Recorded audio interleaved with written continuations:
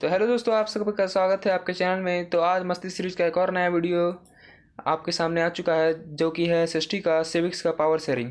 पहला चैप्टर है सिविक्स का। तो आज हम लोग सिविक्स का पहला चैप्टर शुरुआत करने जा रहे हैं। तो पावर शेयरिंग बहुत ही छोटा चैप्टर है और ये चैप्टर बहुत ही आसानी से और बहुत ही ईजी वे में आपको एक्सप्लेनेशन हो जाएगा इस वीडियो में। तो इसको चलिए पूरे अंत तक देखिएगा ज़रूर। चलिए बिना टाइम वेस्ट करते शुरू किया जाए। हाँ, तो यहाँ पे देखिए पावर शेयरिंग मतलब क्या होता है। इंट्रोडक्शन अगर दें इस चैप्टर का, तो ये चैप्टर बताना चाहता है कि पावर शेयरिंग जरूरी क्यों है। पावर शेयरिंग मतलब पावर का इक्वल डिस्ट्रीब्यूशन, मतलब किसके पास कितना पावर है और क्या पावर का यूज़ होता है, ये बताना चाहता है ये चैप्टर। तो यहाँ पे दो कंट्री का एग्जाम्पल दिया गया है सबसे पहले उसी को पावर शेयरिंग को समझाने के लिए। तो सबसे पहला है बेल्जियम और फिर श्रीलंका। तो चलिए बेल्जियम का कुछ जोग्राफिकल कंपोजिशन या फिर एथनिक कंपोजिशन समझते हैं। एथनिक कंपोजिशन वो होता है कि मतलब कितने प्रोपोर्शन में, कितने वहाँ पे परसेंट में कौन कल्चर होता है, कितने पीपल हैं, कौन लैंग्वेज स्पीक करते हैं, ये सब होता है एथनिक कंपोजिशन। तो चलिए बात करते हैं बेल्जियम का। तो बेल्जियम क्या है, एक हरियाणा इतना बड़ा देश है, ज़्यादा बड़ा देश नहीं है, और अप्रॉक्स 1 करोड़ पीपल रहते हैं वहाँ पर। बुक में दिया गया है इतना, अभी तो शायद पड़ गया होगा। हाँ, तो इतना है उसका। अगर बोलेंगे तो नेबर कंट्री कौन कौन सा है, देखिए 4 नेबर कंट्री से, मतलब 4 कंट्री से ये अपना बाउंड्री शेयर करता है, जो कि है फ्रांस, नीदरलैंड, जर्मनी और लग्जमबर्ग। याद रखिएगा, ये कभी कभी आ जाता है। और यहाँ पे अब चलिए बात करते हैं लैंग्वेज स्पीकिंग, कौन से आदमी थे, क्या लैंग्वेज बोलते हैं और कितना परसेंटेज में बोलते हैं। चलिए तो बात करते हैं 59% डच बोलते हैं, जो कि फ्लेमिश रीजन में रहते हैं। यहाँ पे 2 रीजन बटा गया है बेल्जियम का, एक फ्लेमिश रीजन है और एक वलोमिया रीजन है, ठीक ना। तो फ्लेमिश रीजन में 59% डच बोलते हैं और 40% वलोमिया रीजन में स्पीक करते हैं क्या, फ्रेंच बोलते हैं, ठीक है। और सिर्फ 1% ही बोलते हैं यहाँ पे जर्मन। तो जर्मन की ज़्यादा यहाँ पे कोई पॉपुलेशन नहीं है, हाई पॉपुलेशन नहीं है जर्मन, फिर बोलते नहीं ज़्यादा कोई। और यहाँ पे इसी का कॉन्ट्रास्ट में यहाँ पे इसका अगर कैपिटल देखिएगा, जिसका कैपिटल है ब्रुसेल, तो वहाँ पे क्या होता है कि 80% आपका फ्रेंच स्पीकिंग मिल जाएगा और 20% डच स्पीकिंग। तो ये बहुत ही डिफरेंस बना देता है ये, इतना यहाँ पे डिफरेंस की वजह से ये बहुत ही कभी कभी कन्फ्लिक्ट का भी कारण बन सकता है, बना है। आगे जाके आपको देखने मिलेगा। यहाँ पे बताया गया कि 1950 से 1960 में कन्फ्लिक्ट भी हुआ था इन दोनों के, इन ब्रुसेल और लैंग्वेज के बीच में, जर्मन और मतलब सॉरी फ्रेंच और डच के बीच में। तो यही बताया गया है इसके बारे में। चलिए बात करते हैं श्रीलंका के बारे में। पहले इसका हम लोग वही इंट्रोडक्शन लेते हैं, श्रीलंका कहाँ पे है, कैसा है, कितने प्रपोर्शन में इसके लैंग्वेज बोले जाते हैं। चलिए बात करते हैं। श्रीलंका तमिलनाडु को से कुछ नज़दीकी है, दूर ज़्यादा नहीं है। ये भी आप बोल सकते हैं, इसमें भी लगभग 1 करोड़ इतने पीपल रहते हैं, ज़्यादा बड़ा देश नहीं है, ये आइलैंड है, ठीक ना। तो बात करते हैं यहाँ पे 2 टाइप के लैंग्वेज बोले जाते हैं, एक सिंघाला होता है और एक होता है तमिल्स, ठीक है। सिंघाला के पास, सिंघाला कितना 74% पीपल बोलते हैं सिंघाला, और 18% ही बोलते हैं यहाँ पे तमिल्स। तमिल भी 2 पार्ट में डिवाइडेड है यहाँ पे, देखिए ये याद रखिएगा। तमिल 2 पार्ट में है, जो कि श्रीलंकन तमिल्स और एक है इंडियन तमिल्स। इंडियन तमिल्स वो है ना कि जो यहाँ पे इंडिया से लेके गए हैं वहाँ पे कल्टीवेशन के लिए, या फिर बोल सकते हैं या प्लांटेशन वर्कर के लिए, कोलोनाइजेशन पीरियड में यहाँ से लेके इंडिया से लेके गया था, लेके गया था उन लोग को श्रीलंका में। और बोलिएगा यार तमिल्स, श्रीलंकन तमिल्स तो वहाँ के नेटिव पीपल्स हैं। तो वो यहाँ पे याद रखिएगा 13% है, श्रीलंकन तमिल 30% है, ठीक है। और 7% यहाँ पे क्रिश्चियनिटी हुए, क्रिश्चियंस लोग भी हैं 7%। और ये बात आपको याद रखने वाला है कि अधिकतर मतलब सिंघाला जो है वो किस रिलीजन को फॉलो करते हैं, बुद्धिस्ट को फॉलो करते हैं। सिंपल सा बात है यहाँ पे, ज़्यादा कोई यहाँ पे डीप बात नहीं है। बस आपको एक बार बुक पढ़िएगा तो आपको अच्छा समझ में आ जाएगा, ठीक है। इसे थोड़ा सा याद करने वाला बात है। चलिए आगे बढ़ते हैं। यहाँ पे मेजोरिटीज में इन श्रीलंका, ये आपको समझने वाला बात है यहाँ पे थोड़ा सा, कि श्रीलंका में कैसे कन्फ्लिक्ट हुआ, सिविल वार भी हुआ था श्रीलंका में। आगे जाके इसी में पता चलेगा आपको, देखिए सुनिए।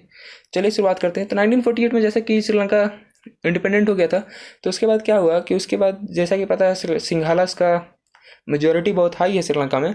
तो वो उन्होंने क्या किया, फिर 1956 में वो उन्होंने सिंघाला को ऑफिशियल लैंग्वेज, एक एक्ट पास कराया जिसमें सिंघाला को ऑफिशियल लैंग्वेज डिक्लेयर कर दिया गया, ठीक है। तब उसके वजह से क्या हुआ कि तमिल्स लोग को डिसगार्ड फील हुआ, उन लोग को हर्ट हुआ यहाँ पे दिल में बोलते हैं ना। चलिए ठीक है, तो वहाँ पे उन लोगों को ख़राब लगा, उन लोगों को लगा कि हमें अच्छा से इज्जत नहीं मिल रहा इस देश में। ऐसा ही उन्होंने आवाज़ उठाना शुरू किया, और बुद्धिस्ट को, और इस एक्ट के तहत बुद्धिस्ट को भी सपोर्ट करने का, या फिर इम्प्रूव करने का, या फिर सपोर्ट करने का यहाँ पे इन लोगों को कहा गया था। इस एक्ट के 1956 के एक्ट के तहत बुद्धिस्ट को भी बढ़ावा देने के लिए कहा गया था। सिंपल सा बात है।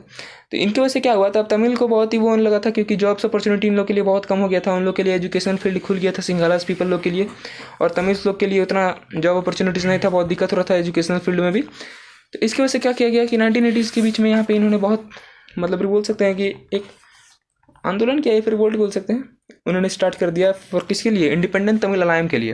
ये लोग अलायम मतलब समझ सकते हैं स्टेट के लिए, इंडिपेंडेंट स्टेट चाहते थे ये लोग अपना, समझ रहे ना। इन लोग को देखा कि इन लोग को इतना इज्जत नहीं मिल रहा है यहाँ पे सिंघालास के रहते, तो उन्होंने क्या किया, इंडिपेंडेंट तमिलनाडु का डिमांड करने लगा। तो इसके बाद क्या हुआ, अब इसके बाद तो सिंघाला लोग इसे डायरेक्ट इसे रिजेक्ट कर दिया इस बात को कि उन्हें इंडिपेंडेंट अलायंस देने की बात को। तो इसकी वजह से क्या हुआ, एक सिविल वार का आरंभ हो गया। तो सिविल वार में बहुत ही हार्श डे देखने मिला है श्रीलंका को, बहुत ही खून खराबा हुआ अंदर ही अंदर। सिविल वार किसको बोलते हैं कि एक देश के अंदर जो कन्फ्लिक्ट हो जाता है किसी रिलीजन, कास्ट या फिर कोई भी बोल सकते हैं पीपल्स के बीच में, तो उन्हें सिविल वार बोलते हैं। पीपल्स को नहीं बोल सकते, कम्युनिटी के बीच में होता है, क्योंकि पीपल्स क्या सिविल वार करेंगे भैया, दुख होगा, मार खत्म होगा, जेल जाएगा, बात खत्म हो जाएगा। तो यही बात है यहाँ पे, बहुत ही इसकी वजह से सिविल वार की वजह से दिक्कत हो गया था श्रीलंका को, उनका जीडीपी में भी बहुत गिरावट आ गया था। अब बात करते हैं कि बेल्जियम ने इसको कैसे लिया, क्या हुआ, क्योंकि बेल्जियम में भी बहुत सारा डिफरेंस था कॉम्पोजिशन का, जैसा कि आपने देखा होगा डच और फ्रेंच पीपल के बीच में। तो ठीक है, तो बेल्जियम ने क्या किया, बेल्जियम ने कुछ नया तकनीक अपनाया। इन्होंने क्या किया, कॉन्स्टिट्यूशन बनाया।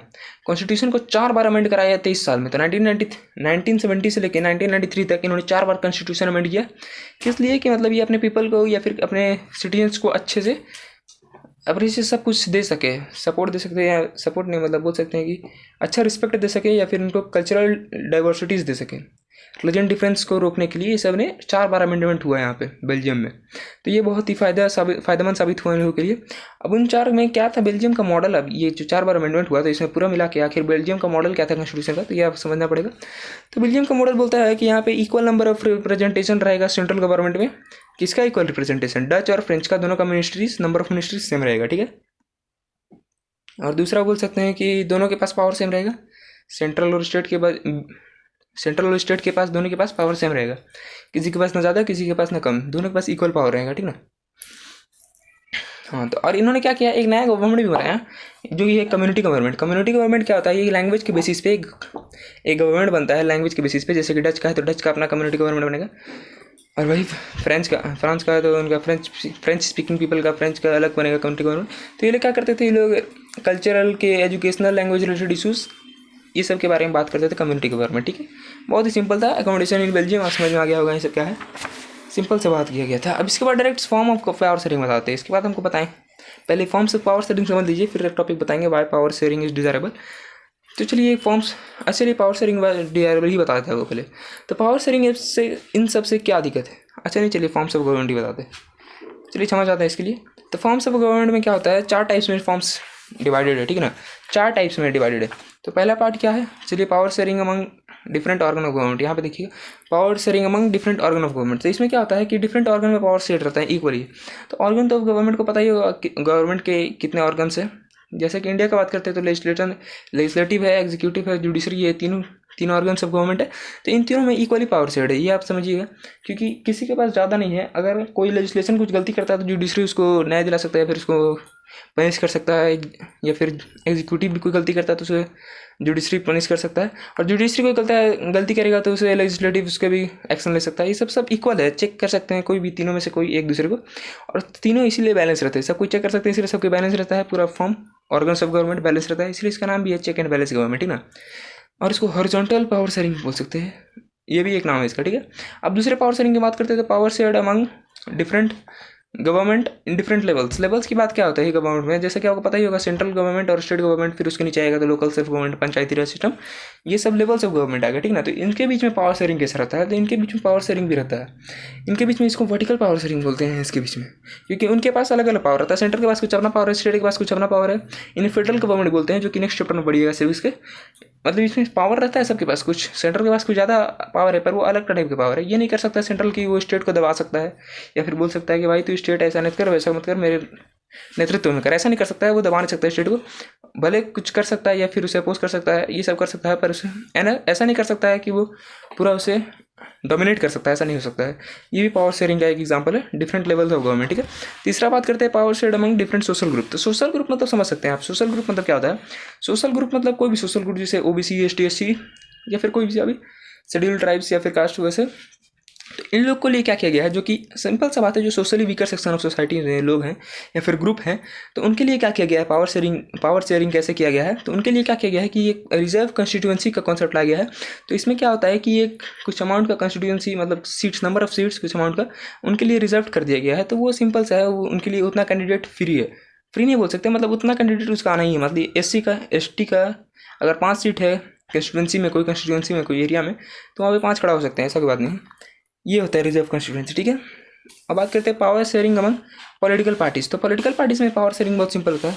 इसमें आपको समझना है कि पावर शेयरिंग कैसा होता है। पावर शेयरिंग मतलब पॉलिटिकल पार्टी में कैसा होगा, मतलब उसकी हम लोग सब जानते हैं कि पॉलिटिकल पार्टी क्या है। अब देखिए पॉलिटिकल पार्टी में पावर शेयरिंग ऐसा होता है कि मतलब हम लोग के पास चांस रहता है, हम लोग के हाथ में रहता है कि कौन सा पॉलिटिकल पार्टी कितना साल तक रहेगा। हम लोग चाहते हैं तो पहले भी उसको हटा सकते हैं। ये सब हम लोग के पास ऑप्शंस रहता है। तो ये सब किसकी वजह से होता है, ये सब पावर शेयरिंग की वजह से होता है। और पॉलिटिकल पार्टीज़ के पास भी एक रिस्पॉन्सिबिलिटी रहता है कि हम अच्छे से काम नहीं करेंगे तो हमें हटा दिया जाएगा पिछला अगला बार। तो ये सब एक पावर शेयरिंग का एक वो है, एक फॉर्म्स है। 4 फॉर्म आपने पढ़ा होगा, डिफरेंट ऑर्गन्स बोल सकते हैं, डिफरेंट लेवल्स, एक है सोशल ग्रुप और एक पॉलिटिकल पार्टी। ये 4 ग्रुप फॉर्म्स है। तो ये तो आप समझ गए कि पावर शेयरिंग है क्या असल में। अब इसके बाद बात करते हैं एक जो आखिरी टॉपिक बचता है इस चैप्टर में, तो why power sharing is desirable. ये पावर शेयरिंग क्यों बढ़िया है, ये आप बात करते हैं।